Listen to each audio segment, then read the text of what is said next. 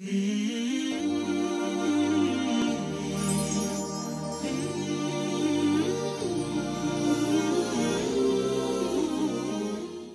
الله الرحمن الرحیم. بینندگان گرامی قدر، در فضیلت روزه داشتن 6 روز ماه شوال پیامبر گرامی اسلام می‌فرماید: عن ابی ایوب الانصاری رضی الله عنه قال قال رسول الله صلی الله علیه و سلم: من صام رمضان ثم اتبعه 6 من شوال كان كصيام الدهر.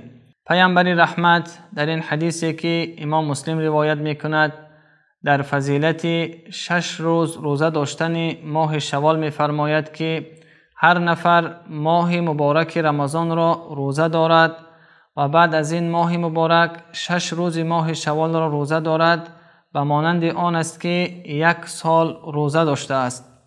دوستان گرامی قدر، این مکافات پیامبر است که برای ما اشاره کردند و ببینیم که چند درس زیبای در این حدیث دیده می شود.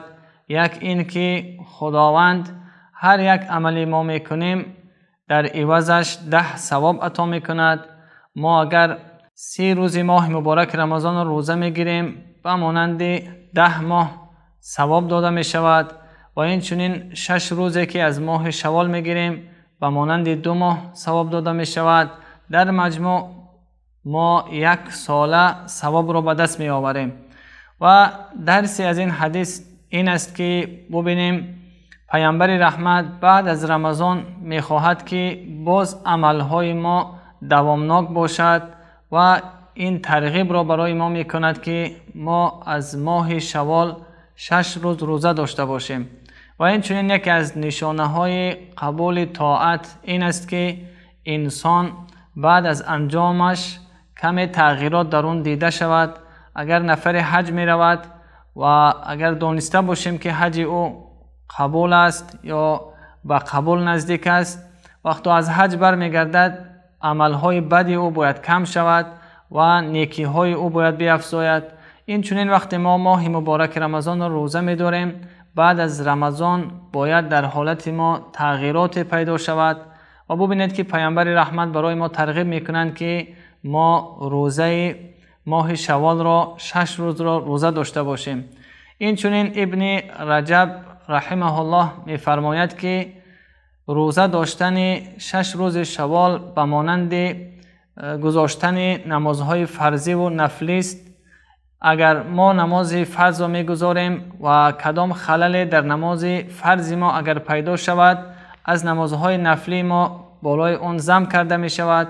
و این چنین اگر رفت و در این ماه مبارک کدام خلل و کمبود از ما سر زد، از همین روزه که نفلی ما میگیریم، این روزه شوال جبران همان خلل ما میگردد.